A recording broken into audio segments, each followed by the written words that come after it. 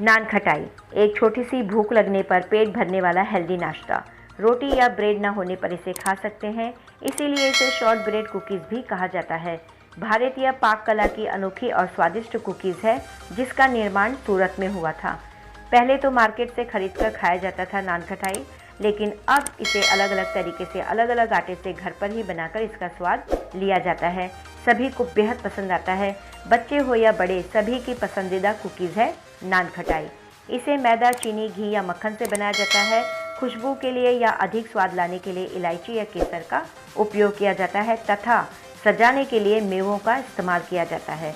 नमस्कार, मैं परछाई आज आपके साथ गेहूं के आटे से बनाई हुई नान खटाई शेयर कर रही हूं, जिसे मैंने ओवल का शेप देते हुए बनाया है। यूं तो नान खटाई अक्सर गोल आकार की होती है, अलग अलग आकार बच्चों को खूब भाते हैं। इस नान खटाई में मैंने मिल्क पाउडर का यूज़ किया है जो नान खटाई में बहुत अच्छा स्वाद देता है। तो चलिए गेहूं के आटे से स्वादिष्ट नान खटाई को बनाते हैं। पसंद आए तो खूब सारा लाइक करना, सभी के साथ शेयर करना। मेरे चैनल में अगर नए हो तो प्यारे से कमेंट के साथ सब्सक्राइब भी कर देना। तो चलिए, नान खटाई बनाने के लिए यहाँ पर मैंने 1 कटोरी भरकर गेहूं का आटा लिया है और इसी कटोरी के माप से मैंने पाव कटोरी सूजी ली है जो कि बहुत ही महीन है। अगर आपके पास मोटी सूजी है तो आप मिक्सी चलाते हुए थोड़ा से इसे महीन कर लें। और उसी कटोरी के माप से मैंने आधी कटोरी पीसी हुई शक्कर ली है जो कि मैंने खुद घर पर ही पीसी है। और उसी कटोरी के माप से पाव कटोरी मैंने यहाँ पर गाय का शुद्ध घी लिया है। और 1 टेबल स्पून यहाँ पर मैंने मिल्क पाउडर लिया है जो कि नान खटाई में बहुत अच्छा स्वाद देगा। तो चलिए एक बड़ा बर्तन ले लेते हैं। अब इसमें घी डालते हैं। सबसे पहले तो घी की मात्रा मैंने थोड़ी सी कम ही रखी है, अगर आगे ज़रूरत होगी तो थोड़ा सा हम ले लेंगे।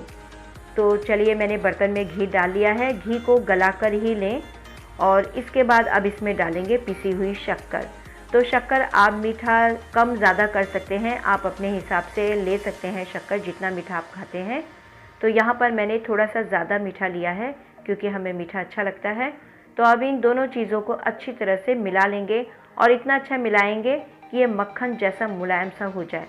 तो ये देखिए मैं इसे मिलाती जा रही हूँ। तो ये इस तरह से ही मुलायम सा होना चाहिए, गुठलियाँ बिल्कुल नहीं होनी चाहिए। तब तक आप इसे मिलाते रहें, कम से कम इसे 4 से 5 मिनट तक मिलाते रहें। तो ये दोनों चीज़ें एक दूसरे के साथ अच्छी तरह से मिल जाएंगी। तो ये देखिए बहुत अच्छी तरह से मिल चुकी हैं। फिर भी इसे मैं दोबारा फेंटूंगी क्योंकि ये हमें 4 से 5 मिनट तक फेंटना है इस तरह से। अब इसमें थोड़ा सा डाल लेंगे बेकिंग पाउडर, बेकिंग सोडा नहीं, केवल बेकिंग पाउडर। तो देखिए मैंने पाव चम्मच के करीब यानी 1/4 चम्मच के करीब बेकिंग पाउडर लिया है और इसे डालते हुए फिर से इसे इस तरह से मिला रही हूँ, यानी कि फेंट रही हूँ। अब ये जो पेस्ट है ये और भी मुलायम हो जाएगा, चिकना हो जाएगा। तो आप देख सकते हैं ये मक्खन के जैसे मुलायम सा लग रहा है। मैं आपको थोड़ा सा इस तरह से गिराकर बताती हूँ। तो जब इसे गिराऊंगी मैं तो ये बहुत अच्छा सा मुलायम तरीके से आपको दिख जाएगा। तो ये देखिए इस तरह से फेंटना इसके लिए बहुत ज़रूरी है। आप हाथों का इस्तेमाल करते हुए भी इसे फेंट सकते हैं। तो देखिए गिराने पर यह कितना मुलायम सा नज़र आ रहा है। तो इसी तरह से इसे अच्छी तरह से मुलायम सा कर लेना है। अब इसमें डाल लेंगे गेहूं का आटा, लेकिन छान कर डालना है। तो जो भी चीज़ें हम डालेंगे इसमें छान कर ही डालेंगे, गुठलियाँ बिल्कुल नहीं होनी चाहिए।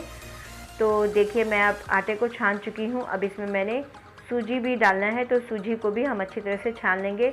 अगर कोई कचरा या कोई गंदगी रहेगी तो निकल जाएगी और इस तरह से छानने पर ये बहुत अच्छी तरह से नान खटाई बनती है। तो ये देखिए मैंने सूजी भी डाली है, इसे भी छान लेते हैं अच्छी तरह से। अब ये रहा मिल्क पाउडर, उसी के साथ डाल लेंगे और इसे भी अच्छी तरह से छान लेंगे। तो मिल्क पाउडर में हल्की हल्की गुठलियाँ हैं, तो उसे चम्मच से हम दबाते हुए इसे पाउडर बना लेंगे। तो ये देखिए, तो ये हो चुका है छानकर, हमारी सारी चीज़ें तैयार हो चुकी हैं। अब इन्हें चम्मच से या हाथों से अच्छी तरह से मिला लेंगे। पहले चम्मच से अच्छी तरह से मिला लें, उसके बाद फिर हाथों से इसे अच्छी तरह से मिला लेंगे। तो इसमें मैंने 1/4 चम्मच के करीब इलायची पाउडर लिया है। तो इस इलायची पाउडर को सुगंध के लिए या अच्छा स्वाद लाने के लिए डाला जाता है। तो आपको अगर डालना है तो ठीक है, अगर नहीं डालना है तो आप स्किप कर सकते हो, लेकिन डालेंगे तो स्वाद बहुत अच्छा आएगा और खुशबू भी। तो देखिए सभी चीज़ों को मिलाने के बाद मैं अच्छी तरह से इसे हाथों से ही मिला रही हूँ। हाथों से मिलाने पर सभी चीज़ें बहुत अच्छी तरह से मिल जाती हैं और हमें हाथों से स्पर्श करते करते सारी चीज़ों का पता चल जाता है कि कहाँ पर गुठलियाँ हैं, कहाँ पर नहीं है, ये अच्छी तरह से मिल रहा है कि नहीं। इसीलिए हाथों का इस्तेमाल ज़रूर करें। तो देखिए धीरे धीरे सारी चीज़ें मिल रही हैं। तो आप देख सकते हैं आटे का कलर किस तरह से हो गया है। तो इसमें घी की मात्रा मुझे थोड़ी सी कम लग रही थी, तो मैं इसमें 2 से 3 चम्मच डालूँगी, गाढ़ा सा घी डालूँगी और इसे अच्छी तरह से मिला लूँगी। बस इतना ही हमें यूज़ करना है घी।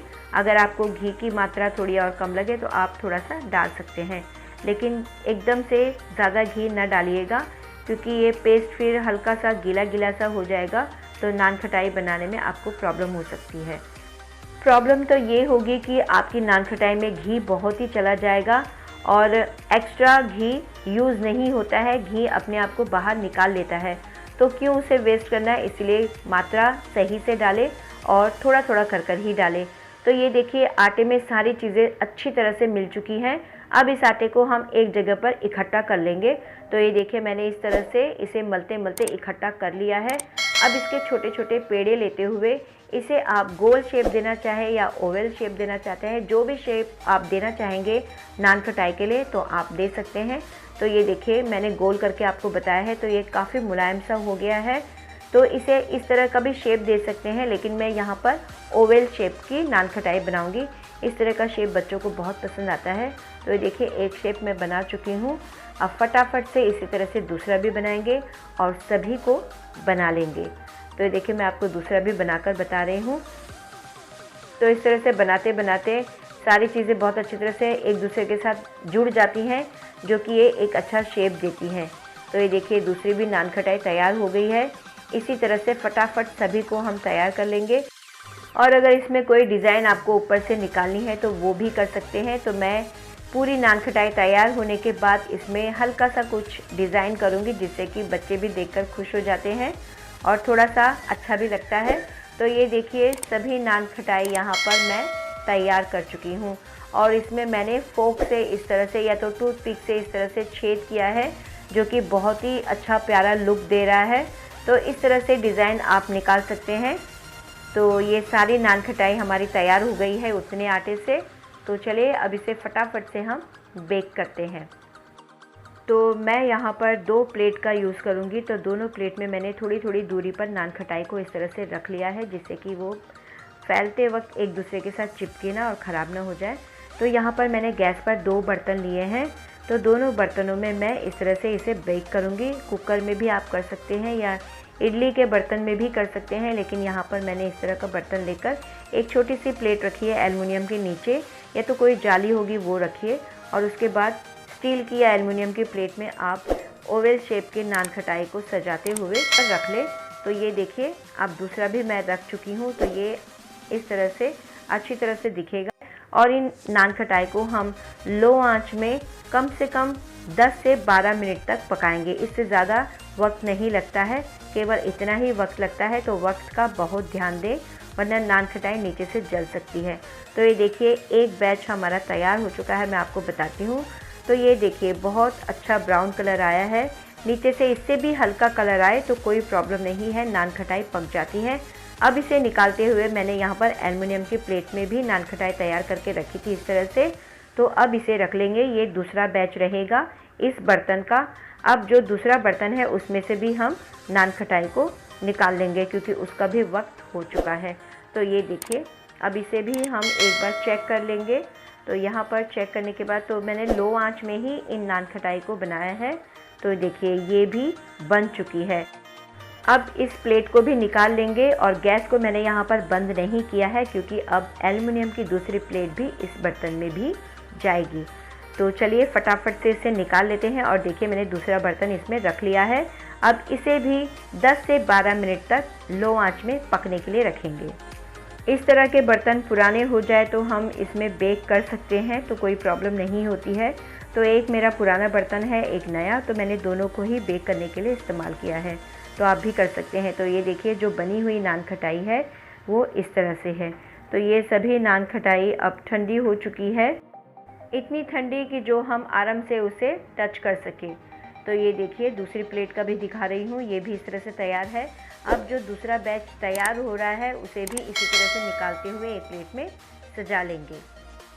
तो देखिए दूसरा बैच भी तैयार हो गया है। अब इसे निकाल लेंगे और जो थोड़ा सा बाकी रह गया है एक प्लेट, तो उसे भी मैं इसी में ही रख लूँगी। तो चलिए ये हो गया है चेक। अब इसे निकाल लेते हैं और तीसरी प्लेट रख लेते हैं इसी बर्तन में। तो बस इतनी बाकी रह गई थी, तो इसे भी बेक कर लेते हैं। तो ये दूसरे बर्तन का दूसरा बैच भी तैयार हो चुका है, इसे निकाल लेते हैं और सभी नान खटाई को चेक करते हुए थोड़ा सा ठंडा होने पर इसे प्लेट में सजा लेते हैं। तो चलिए इसे फटाफट निकाल लेते हैं। तो ये देखिए सभी नान खटाई को मैं इस तरह से सजाकर रख चुकी हूँ। तो बहुत ही अच्छी, बहुत ही टेस्टी नान खटाई तैयार हो गई है।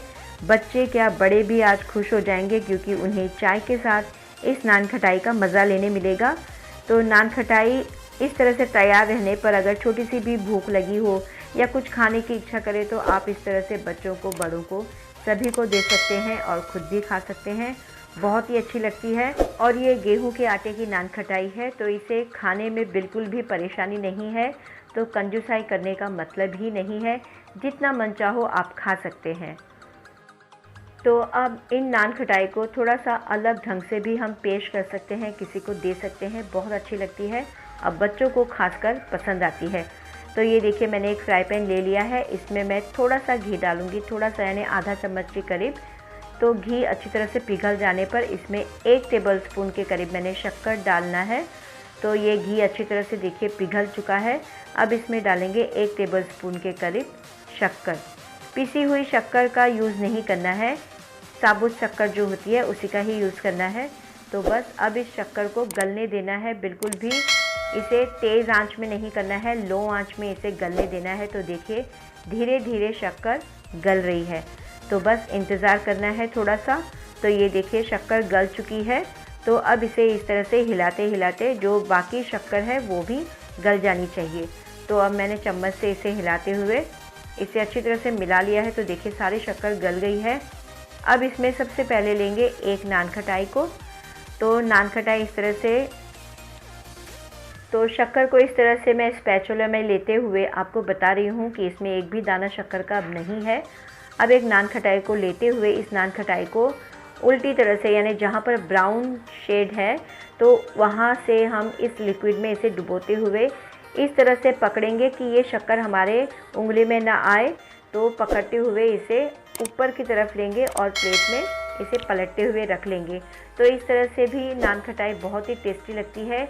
या आप इस तरह से जो चम्मच है उससे इस जो शक्कर पिघली हुई है इस तरह से रख सकते हैं, लेकिन ये रखते रखते ही गाढ़ी हो जाती है। तो इससे अच्छा ये है कि जो पहले हमने किया था वैसे ही करें। सीधा हम नान खटाई को लेते हुए लिक्विड में डुबोएं, शक्कर के लिक्विड में, और उसे पलटते हुए रखें। तो ये देखिए इस तरह से हो गया है, बहुत ही टेस्टी लगता है। इस तरह से भी आप बच्चों को, बड़ों को नान खटाई दे सकते हैं, बहुत टेस्टी लगती है। तो देखिए इस तरह से मैंने प्लेट में सजाया है। तो ये थोड़ा सा मैंने बच्चों के लिए किया था, तो आपको बता रही हूँ। तो देखिए नान खटाई इस तरह से हमारी सभी की सभी तैयार हो चुकी है। अब इसे मैंने प्लेट में सजा लिया है, और जिसे भी खाना है फटाफट से आइए, खाइए और बताइए कि ये नान खटाई कैसी बनी है। तो चलिए इस तरह के छोटे छोटे से जो स्नैक्स होते हैं वो बच्चों को, बड़ों को बहुत अच्छे लगते हैं। तो आप भी फटाफट से इस तरह से आटे की, यानी कि गेहूं के आटे की नान खटाई बनाइए और सभी के साथ, अपने फैमिली, अपने बच्चों के साथ इस नान खटाई का मज़ा गर्मा गर्म चाय के साथ ज़रूर लें। अगर आपको मेरी ये रेसिपी अच्छी लगी हो, बनाने का तरीका अच्छा और सही लगा हो, तो दिल से ढेर सारा लाइक कीजिए, शेयर कीजिए अपनों के साथ, अपने फ्रेंड्स, अपने रिश्तेदारों के साथ, सब्सक्राइब कीजिए और बेल आइकन ज़रूर दबाइए, जिससे कि मेरी अगली वीडियो आपके पास जल्द से जल्द पहुंच जाए। अब मिलते हैं नेक्स्ट वीडियो में। इस वीडियो को पूरा देखने के लिए बहुत बहुत धन्यवाद। रेसिपी अच्छी लगने पर दिल से बिना कंजूसाई के कमेंट ज़रूर कीजिए।